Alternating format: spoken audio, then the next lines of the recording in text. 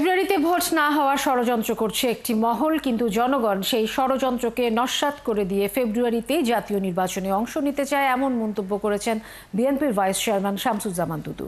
সোমবার বিকেলে খুলনা নগরীর শিববাড়ি মোড়ে বিএনপির ৪৭তম প্রতিষ্ঠাবার্ষিকী উপলক্ষে জেলা ও মহানগর বিএনপি আয়োজিত সমাবেশে প্রধান অতিথির বক্তৃতায় তিনি কথা বলেন।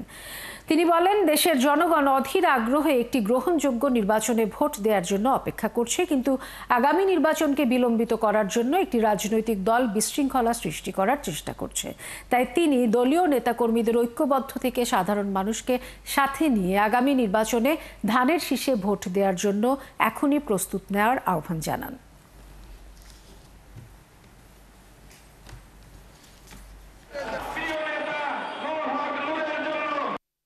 এই দেশে নির্বাচন হবে আগামী ফেব্রুয়ারি মাসের মধ্যে। কোনো শক্তি নাই এই নির্বাচনকে ঠেকানো, কোনো শক্তি নাই।